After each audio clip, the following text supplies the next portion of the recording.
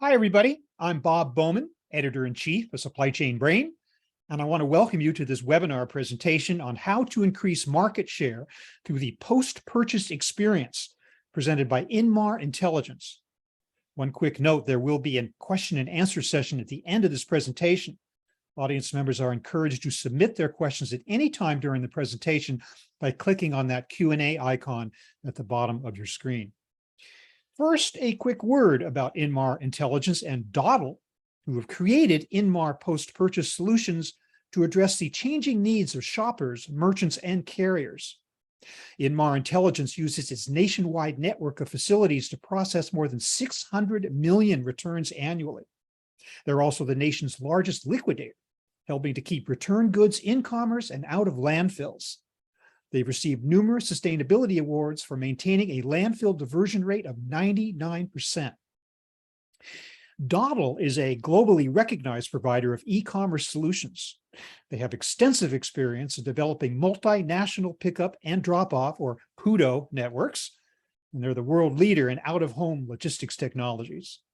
Collectively, their modular end-to-end solution addresses the triple bottom line, which includes people, planet, and profit. So let me introduce our presentation for today. Merchants and brands are being forced to navigate the perfect storm: inflation, supply chain issues, climate change, and erratic shopping behavior. Fortunately, savvy retailers are discovering a kind of lighthouse in adopting an integrated post-purchase experience model. It's not only helping them to survive the storm, but to thrive in it. So today, we're going to learn about some practical applications and processes that can help you to improve productivity, profitability, and sustainability. And we'll find out how to apply the 5 C's to outperform your competition and take shopper loyalty to new heights. So with that, I want to introduce our speakers for today. Dan Nevin is General Manager of Post-Purchase Solutions at Inmar Intelligence. He leads a dedicated team focused on post-purchase activities, including the digital returns platform, delivery and returns experience, and creation of PUDO, pickup drop-off networks. Dan's areas of expertise include e-commerce, sales analytics, sales management, operations, project management, and business development. Joe Marcarell is Vice President and Assistant General Manager of Inmar Post-Purchase Solutions. Joe co-leads overall business strategy with a particular focus on product and operational strategy. He's a Lean Six Sigma Black Belt and a member of the American Society for Quality, a network focused on improving and setting quality. With that, I want to turn it over to Joe Marcarell. Joe, take it away. Thank you, Bob. Thanks for that introduction. So we've got a pretty tight agenda here, but it's action-packed with content.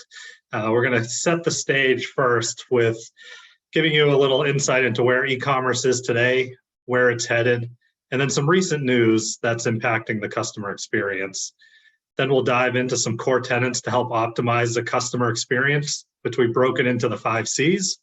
And then throughout this presentation, we sort of layered in ways in which data can help you make decisions and support your post-purchase strategy. And lastly, we'll end with some Q&A.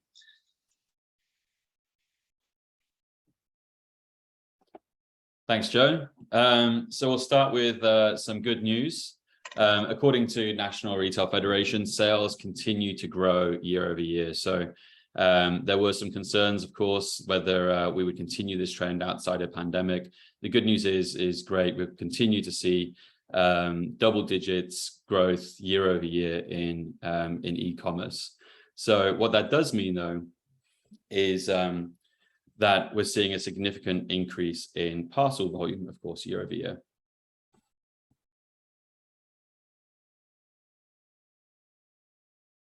So according to a Pitney Bowes study, we're going to see an increase from 63 million parcels delivered in 63 billion, parcels delivered in 2016 through to over 300 billion parcels delivered in 2026. So that number may be exaggerated. We don't know where that will exactly land. Of course, that's a forecast for 2026, but nevertheless, we know that that number is going to be a significant growth as to where it's been, and will continue along that trend. So what that means is it's obviously exacerbating any issues that we have. And one of those issues is certainly the returns rate. So we have an estimated growth of returns 5x that of the growth of actual e-commerce. So what that's obviously doing is significantly eroding margins in the largest and fastest growing area of retail. A really great example of this, and kind of I would call like a public case study, so to speak, a company called ASOS, which I'm sure everybody's familiar with. They're a very large e-commerce retailer globally out of the EU. And just during the pandemic, April 2021, they announced record growth in their top line and also profit growth as well. In fact, they attributed that profit growth to a reduction in returns in that same period. So their typical returns rate is about 44%. So as we know, fast fashion, really high returns rates. This isn't abnormal. They have a good, convenient returns policy as well. So customers feel comfortable making returns, purchasing from them and making returns.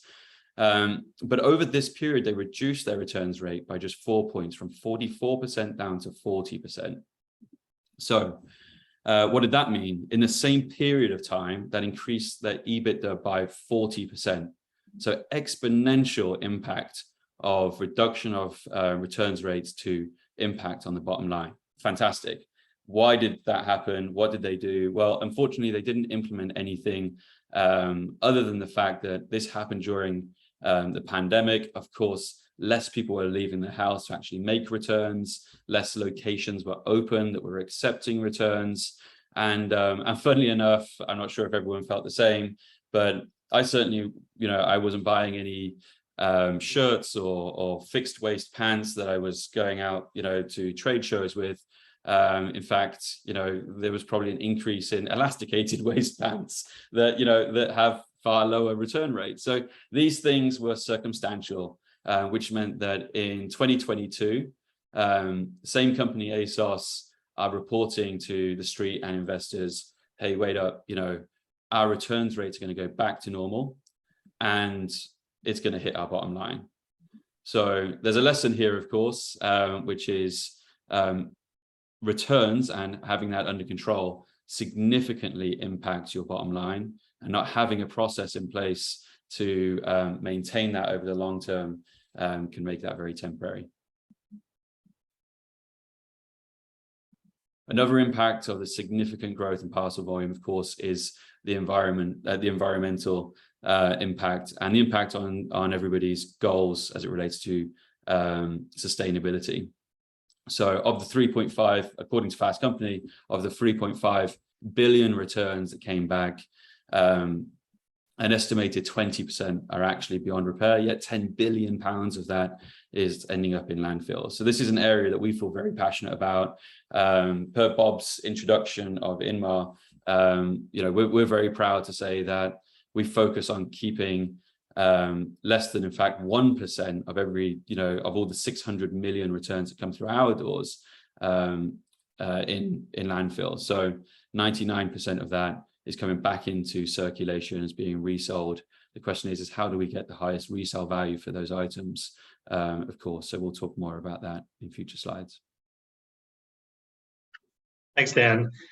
So we've talked a little bit about sort of where e-commerce is headed and the exciting opportunity that we have in front of us. But I wanted to spend a few minutes to focus in on a part of the post-purchase journey, which is returns, and highlight a couple of different ways that we believe it means to get returns right.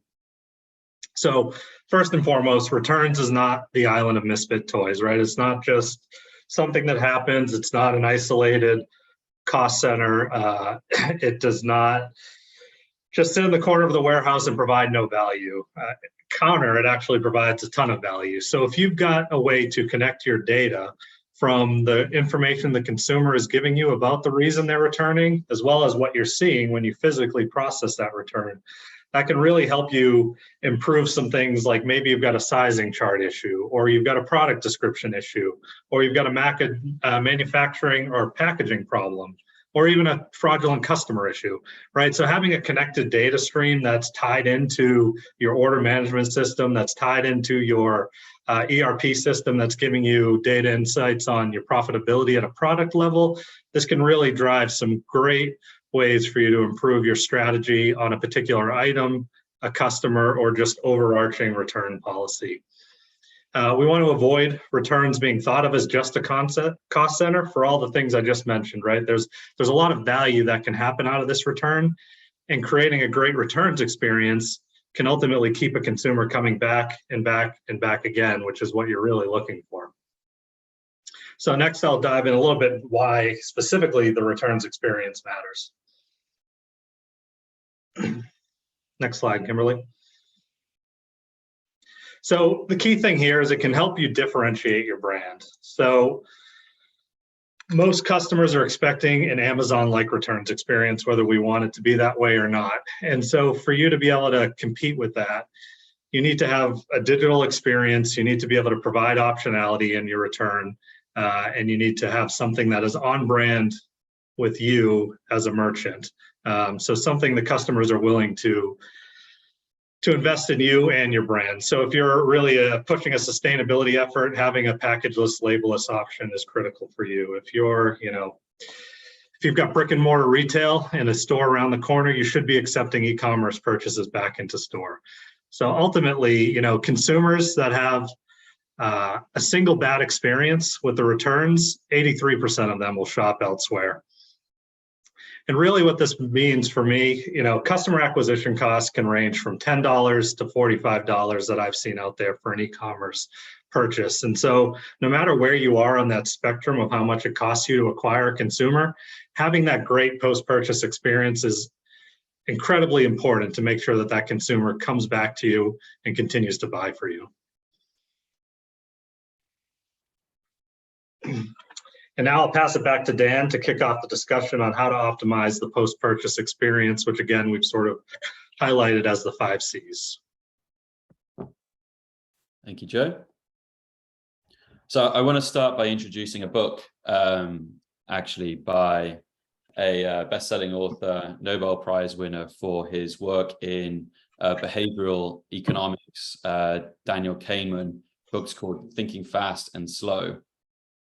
So in this book, he talks about something called the peak end rule, which is, we bring this up now because it's very relevant to everything we talk about across the 5 C's and maintaining a really positive experience in the post-purchase, in your post-purchase experience.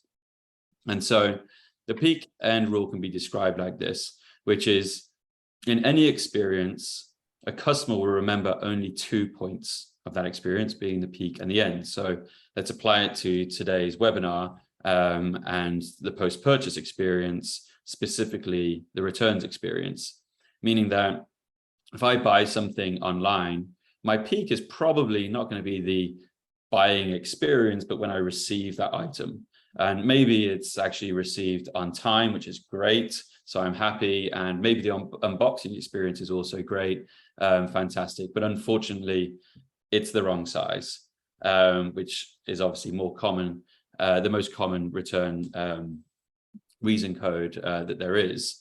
And so now I have to return the items. This becomes actually my ending experience.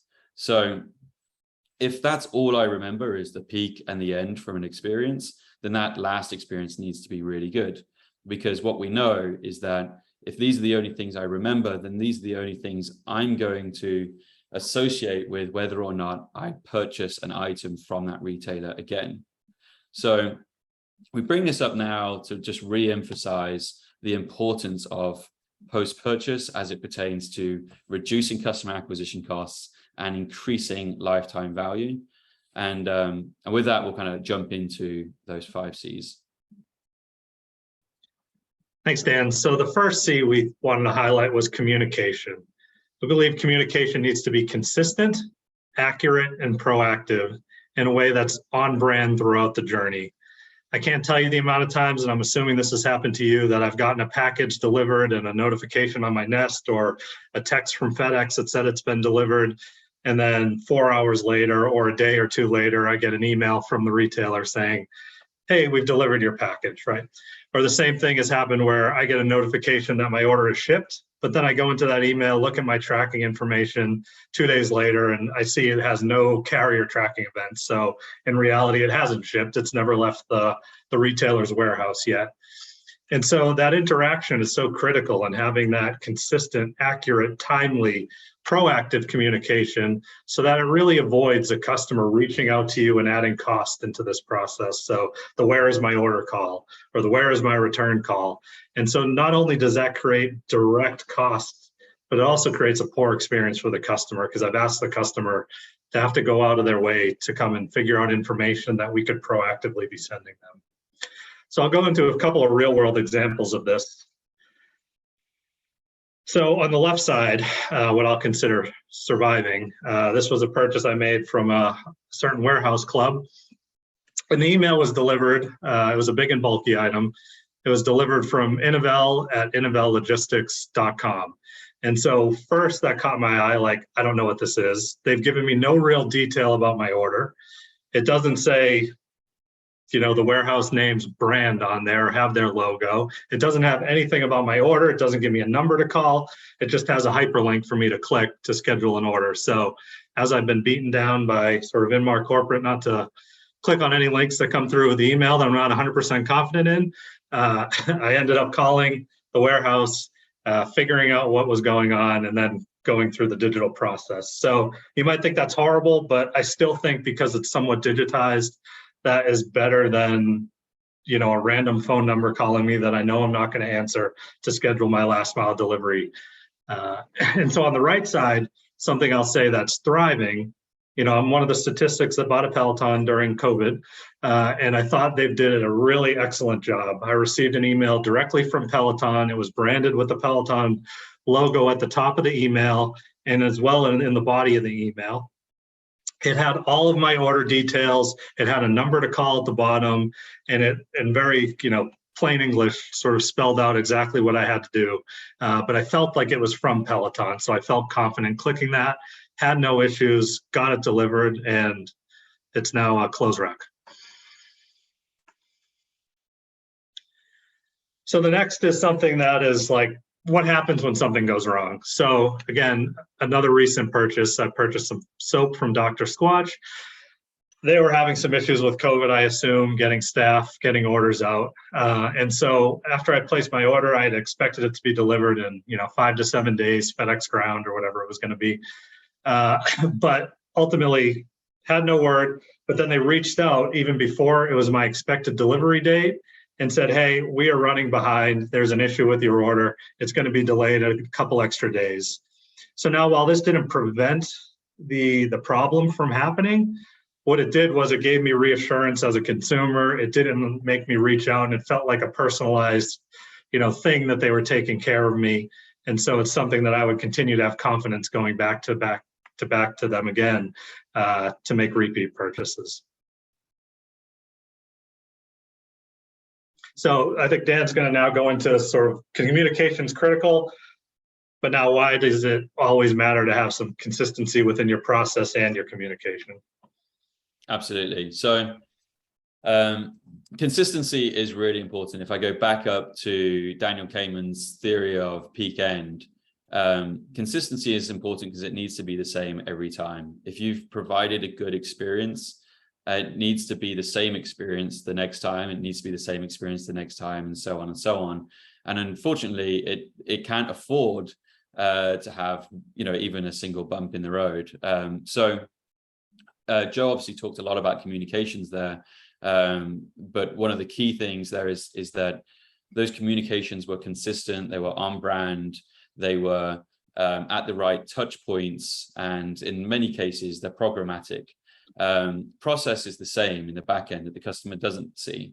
And what we see more often than not is that over the years, there's been a lot of technologies that have come up to help improve process. but businesses are having to stitch them together in the back end, and those technologies don't always communicate with the next technology, and so those processes can kind of break down. Manual processes start to replace, or fill in the gaps, and that creates inconsistency. So we see the post-purchase experience as a single pane of glass, ultimately, where everything needs to kind of be harmonized and communicated externally and internally, seamlessly, end to end. And then finally, just the experience. I would say that when you provide a good experience, there is unfortunately not a huge conversion rate thereafter for that same customer to buy from you again, something like 30%.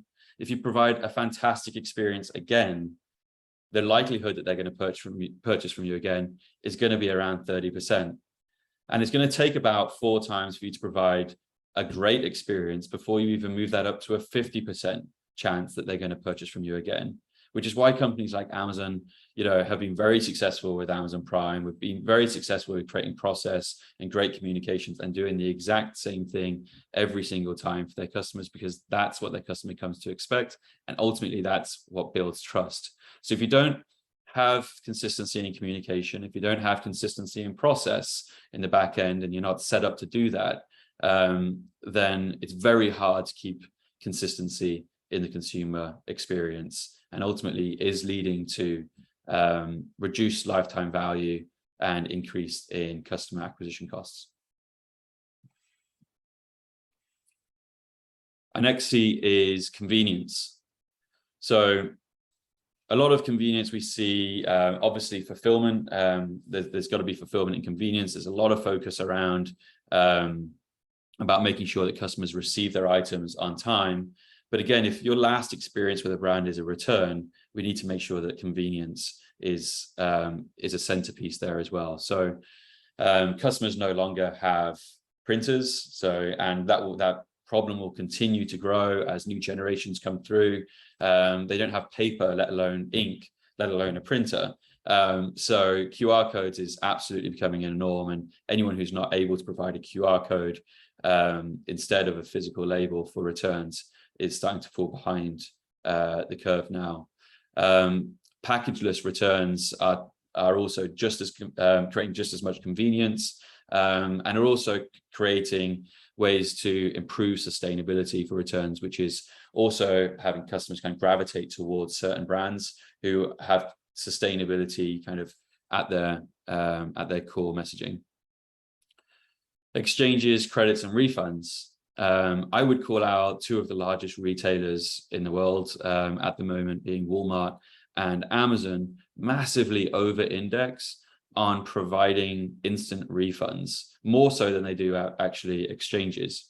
And why? Because they know that customers need their money back, and they know that if they can provide a great experience every time, the risk of them getting that money back and not respending it with them is relatively low.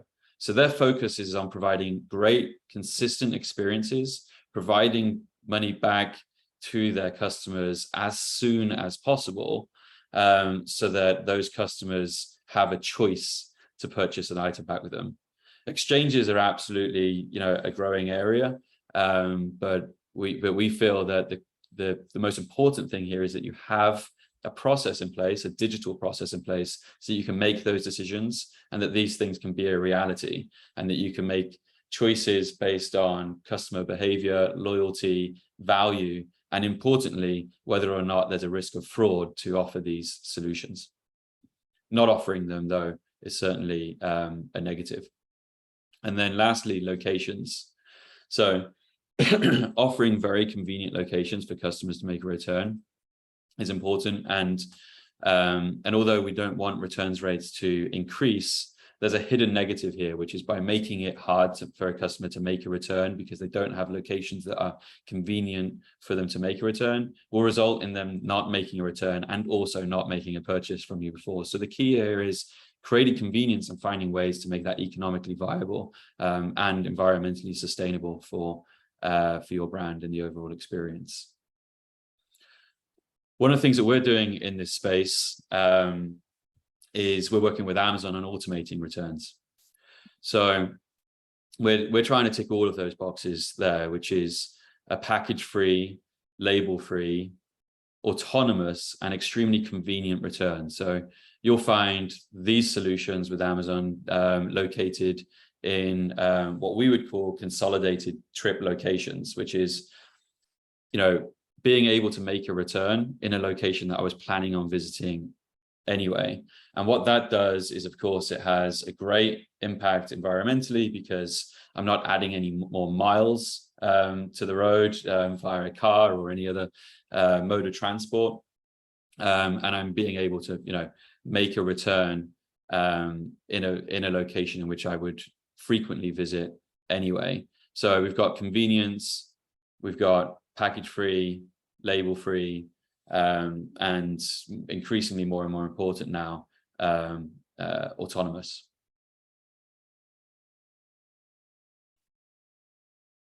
The fourth C I'm going to dive into is cost. So you might be thinking like, hey, what does this cost, Joe? How do we provide this great post-purchase experience, and how much is this going to hurt my bottom line? Well, I think what I'd like to take as a different spin on that is how are ways a good post-purchase experience can actually help you reduce some of your costs. So first and foremost, I think it's important from a returns perspective for you to review your return policies and rules that you have set. So there's certain things we see, like seasonal items should have a shorter potential return window of which they can be allowed because your selling window is shorter. Or you have certain low-cost items, which we're seeing, Walmart, Target, Amazon. It's hard to tell the consumer to just keep the item. We don't want it back because the cost of shipping, the cost of receiving that in, inspecting it, inventorying it, and then reshipping that product back out is just not worth the cost. So there's certain things you can do to just help mitigate the cost of the return. It's also important as you think about this to look at a end-to-end solution that can give you the data of which we've sort of described throughout this presentation that can help you fully understand your order history, your customer lifetime value, your SKU level data, and all the costs that are hidden throughout the journey so that you can start to drive business decisions and an appropriate strategy. Next, you'll want to implement some strategies that help you maximize the recovery value of return goods. So this is key to get as much back into stock as possible and as quickly as you can divert the remainder of the items that you can into the secondary market or finding a recycler or donation partner for the rest. And then the next key thing would be to have a decentralized processing center. So this can help not only get the consumer their refund back quicker, especially if you're a brand that needs to inspect an item before you're willing to issue a refund. It can also help save transportation costs. And so generally speaking, a single return center, your average shipping zone is a 6.5, but by adding a second DC, you can actually drop that to a 3.5 zone. And so depending on the rates you have with your carrier, that can save you anywhere from $1.75 to $3 a parcel. And so not only is that important from a bottom line perspective, but that's also important when you think about your sustainability efforts, which I'll touch on next. So I say sustainability, but I mean conservation because that's the fifth C. And so the key here is that we want to keep as many items out of the landfill as possible. So we want to maximize the ability for us to get things back into first quality stock, for us to potentially trade up with our consumers that have our product to keep them buying new stuff. And I can repurpose those items to a recycler or selling on the secondary market. Or again, at worst case, working with recycle and donation partners to keep these items out of the landfill. We want to minimize transportation costs. And so we can do that through the strategy I just talked about, is having multiple return centers as well as forward distribution centers where you're layering in sort of AI and ML to make sure the right inventory is in the right place for the consumers you're predicting are going to buy your stuff. And so that is a critical component to reduce transportation costs and resulting emissions. And we can also do things like provide incentives to have a consumer opt for the most sustainable option. So maybe buy online, pick up in store is the most cost efficient for you and the most sustainable. And so we want to leverage that with some incentives. Or maybe in-store returns are we know are more cost efficient because we can reduce packaging, we can reduce a label printing, we get that item back into a store that might be able to repurpose it in store for sale. So it's important to enact a lot of these strategies, but not do so in a vacuum. What you want to make sure you're doing is educating your consumer and providing them ways to promote the great things that you guys are doing from a sustainability perspective. And now, why is that important? Well, because 59% of consumers have told us that they are unsure how to make choices that are environmentally friendly. So you could be doing all these great things, but sometimes they don't know the options that are available to them, or that the option they're choosing is more sustainable or not sustainable.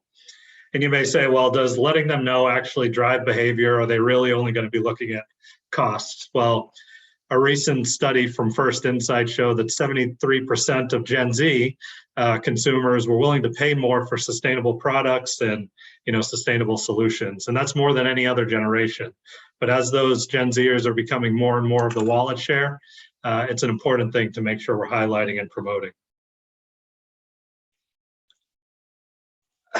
Next, I'll show you a quick way of which a brand in Belgium, Pharmaline, is doing this. So they have differentiated shipping methods, and some are free beyond a certain dollar threshold. And so the cheapest way to get free shipping is to ship that item into a 24/7 parcel locker. And so that's great for Pharmaline. That's the cheapest option for them through their carrier to get the product into that location. But it is also helpful from a consumer because they've shown a little green leaf that helps the consumer know that this is a sustainable option. They've done a little time clock that shows that it's 24/7. So if I'm someone that is working a normal shift hours, or maybe I work through the night and I'm not going to be at my house and I want to be able to collect this on the way to or from work, or after I go out to eat, or whatever the case may be, you have that option. The next option is to do one of their pickup drop-off locations, which aren't 24/7, but they're still sustainable. So they've sort of cut out the 24/7, still left the leaf in, and they've ultimately defaulted the parcel locker at the point of checkout. So consumer sort of, if they don't change it, that's the default. And then the last option is a direct home delivery, which is also free, but it comes with a higher price. So that's what I mean by promotion. It doesn't necessarily have to be a promotion and I'm giving you money to pick the sustainable option. It could be somewhat punitive in that, hey, I'm still going to give you free shipping, but if you want a premium service of door-to-door delivery that's not great for the environment, you're going to have to buy at least $50 worth of goods for me to do so. And so you may ask, well, does that really save emissions, right? Because they're still having to go to the locker, they're still having to go to PUDO.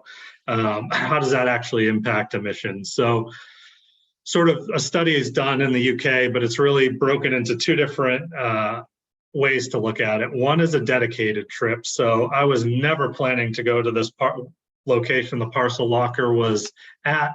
It's not part of my errands. It's nowhere near. Like in almost all cases, that is going to be worse for the environment than if you just got a home delivery. But if you do it with combined trips, it provides increasingly beneficial to the environment by saving emissions. So you're combining it with going to the grocery store, or you're combining it with going to the gym or elsewhere. And so that's why for us, one of the key things we think you should think about is when you're choosing a PUDO partner or you're trying to enact this strategy, you want to put these things in a place where it's convenient for consumers and where they can combine these trips, not just because it's important to the environment, but because you're going to see a much higher adoption rate. And now I'll pass it back to Dan to give you a little bit insight of what we're doing together between Inmar and Dottle and to wrap us up. Thanks, Joe. So obviously, we feel very passionate about the 5 Cs, about the post-purchase experience. Bob alluded to Dottle and Inmar coming together, which we certainly have this year under a joint venture that we call Inmar Post-Purchase Solutions, which can be described as an end-to-end post-purchase solution or an end-to-end modular post-purchase solution where we have PUDO networks at its core. So if I was to visualize that, then we have all our different aspects of the post-purchase experience. all under kind of one roof, which I describe as kind of one pane of glass. We believe that these are the key ingredients of an excellent post-purchase experience end to end. And we believe that putting that all under one pane of glass and integrating every aspect of that is a way in which you can achieve those 5 C's. We can achieve the greatest sustainability within our post-purchase. We can improve our profitability by making sure that we're only handling things that need to be handled. And we know that. We can improve our customer experience by having a great communication plan and closing the loop between our outbound performance to our returns rates. All of this by tying it all together under kind of, like I said, one pane of glass, which is that in-mart post-purchase solution, is how we get the highest possible kind of economical return for our efforts.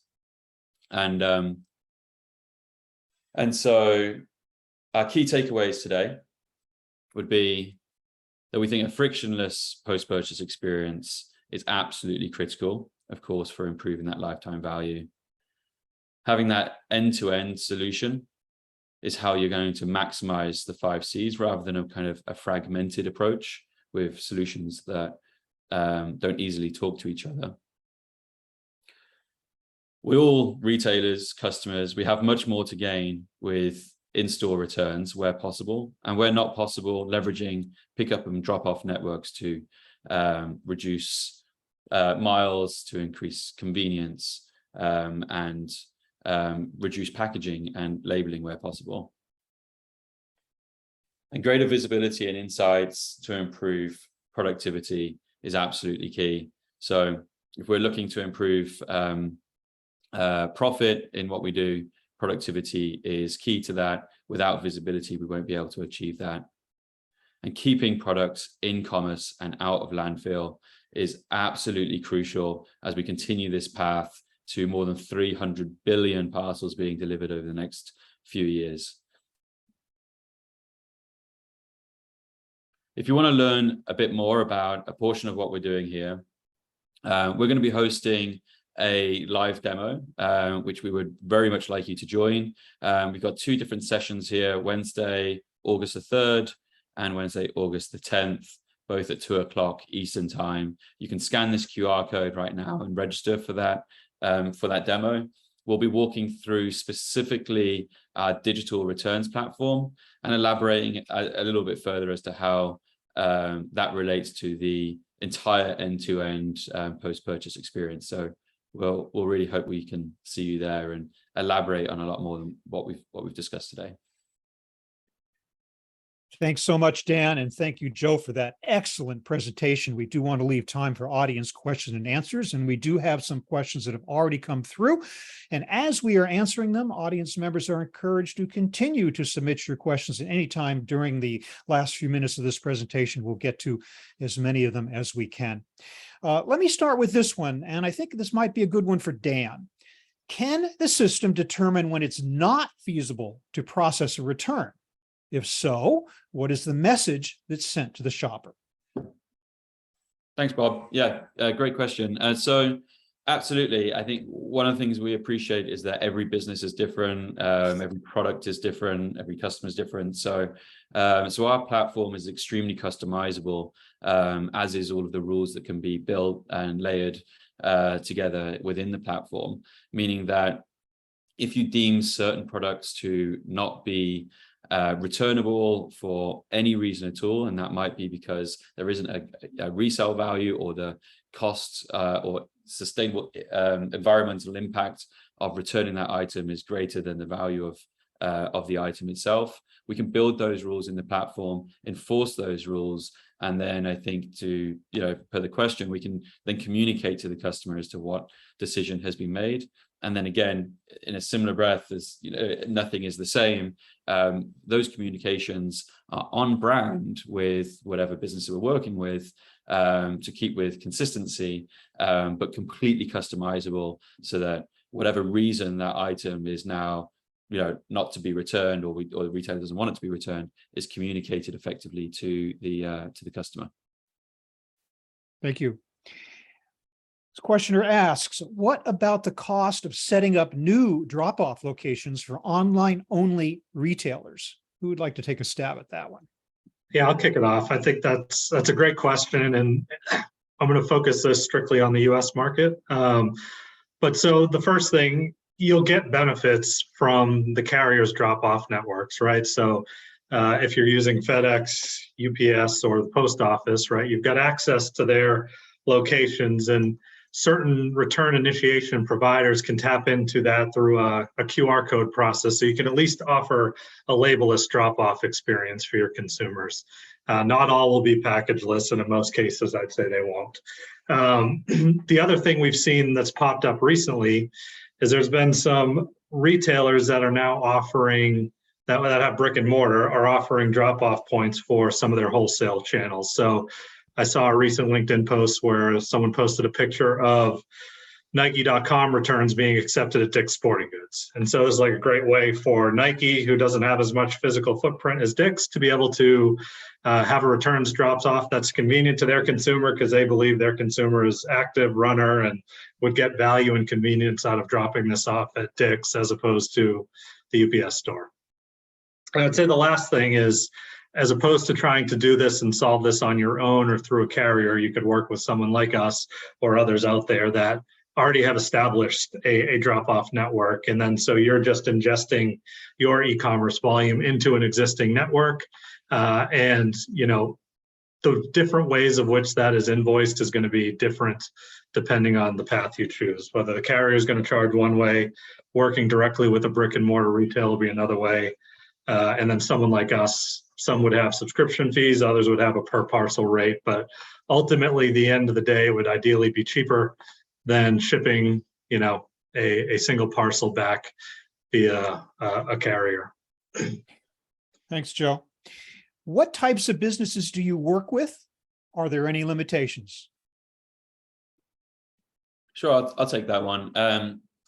So we work with all kinds of businesses. In fact, even from kind of non-retail, all retail, as it relates to kind of the transportation and experience of parcels, like or items post-purchase. So, so as I think I tried to describe before, is we're an end-to-end solution, but I would also describe that as modular, to the extent in which it's not a take all or leave it. We can provide any portion of what we do to fill any gap that a business might have within their post-purchase experience. And then as to the size of business that we would work with, we can work with any size of business really, to an extent where it makes economical sense. But of course, some businesses have smaller businesses might have smaller issues where they have different priorities in different areas of that post-purchase, and larger businesses different. So, which is why we're really focused on the full end-to-end, but also making it modular in a way that a business can solve any portion of their post-purchase kind of headache, so to speak. Yeah, thank you. Can the returns platform be integrated with any e-commerce platform? I can take that one again if you like, Joe. Sure. Yes, absolutely. So we've worked very hard on reducing the barrier to entry for adopting any of our solutions. So twofold. Number one is that the entry point that a business might use to adopt either the returns platform or our post-purchase communications, or just the returns processing itself. We have very easy, low barrier to entry ways to adopt that, which is we have integrations into the kind of key e-commerce platforms, Magento, Shopify, Salesforce Commerce Cloud, and very, very easy APIs as well that can be leveraged. But the important thing to note is that no matter what point you come in on or work with us on that post-purchase experience, you'll only have to integrate once. So if today your headache is the returns initiation platform, then we'll solve that for you. We'll do that integration. And if tomorrow we're looking at processing those returns, or we're looking at taking those returns through a PUDO network and processing them, there'll be no further integration required. We'll be able to leverage the integration that we did initially, share that data either upstream or downstream as needed. So low barrier to entry to start off with, almost no barrier to entry thereafter, should you want to work with us on a kind of broader level. Thank you. Here's a cut to the chase question. How much does this solution cost? So I think I alluded to a little bit on setting up a drop-off network. So I think there's a suite of solutions within the post-purchase that sort of have their own revenue stream and revenue structure, at least the way we go to market. And we're not going to speak on behalf of other folks.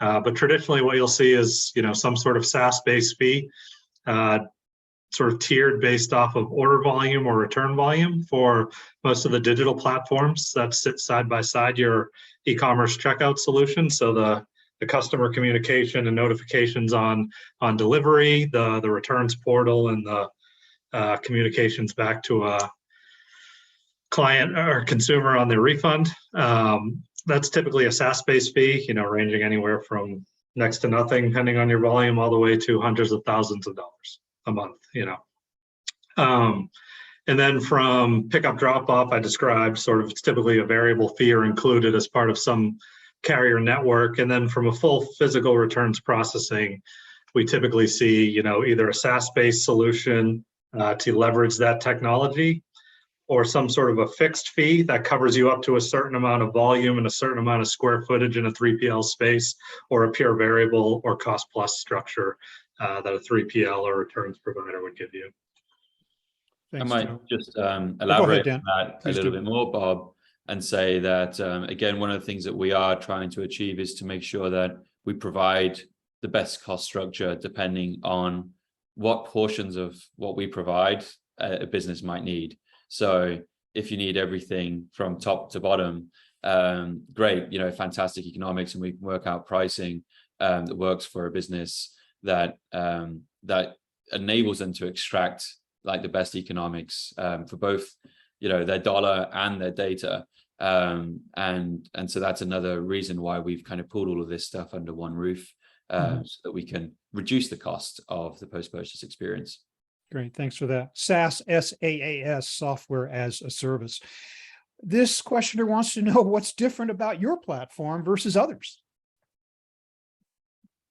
So I think the first thing would be what Dan sort of highlighted, is that single entry point gives you access into a whole suite of solutions that for us, we don't feel like there's anyone in market all under one roof that sort of has the breadth of solutions we can offer to the market. So from the outbound communication and proactive transportation details, to the returns portal, fully branded, customizable, all the way back to a network of returns processing facilities, of which we can do refurbishment services and reverse to stocks or reverse to forward solutions, and finally the largest liquidation team we've got in the US. And so there's a path for us to basically handle that from the point at which a consumer checks out, and we've got you covered sort of the rest of the way.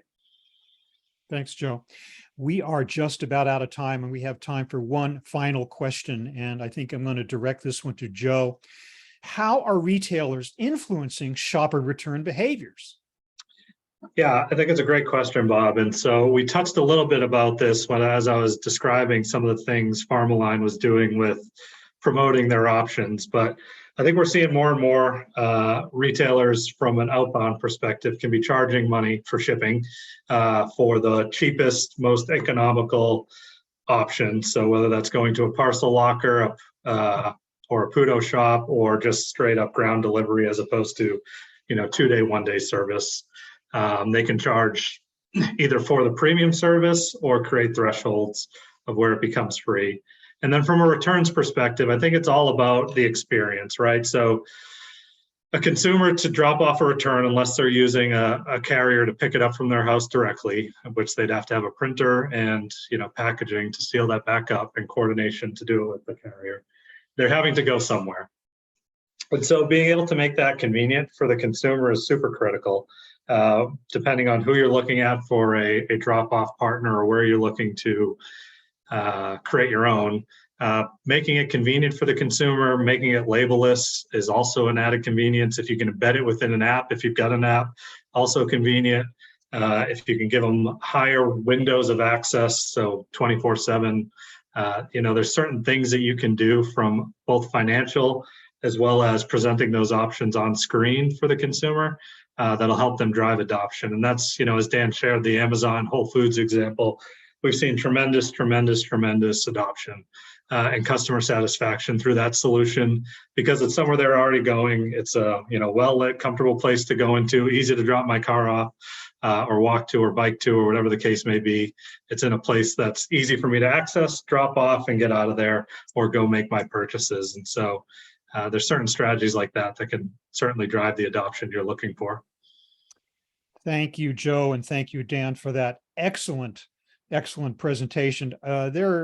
This is one of the toughest, if not the toughest issues to address these days in retail and e-commerce, the post-purchase experience. And when it comes to consumer attitudes, I think most consumers are definitely practicing what Kahneman would be described as his system one, or fast thinking. They're making instant decisions based on whether they're going to work with a retailer based on a bad experience in the past. And you guys have given us great guidance on how you can avoid that and how you can not only survive, as you say, but thrive in a very difficult atmosphere. So I want to thank Joe Mackerel and Dan Nevin again for that great presentation.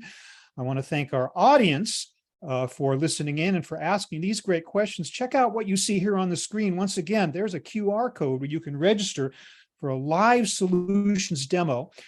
We'll be following up by email with all attendees. You'll be getting links to the recorded session, the presentation in PDF, the Inmar Post-Purchase Solutions webpage, and as we said, again, invitation to a live demonstration. So thanks everyone for a fantastic presentation, and everybody have a great day.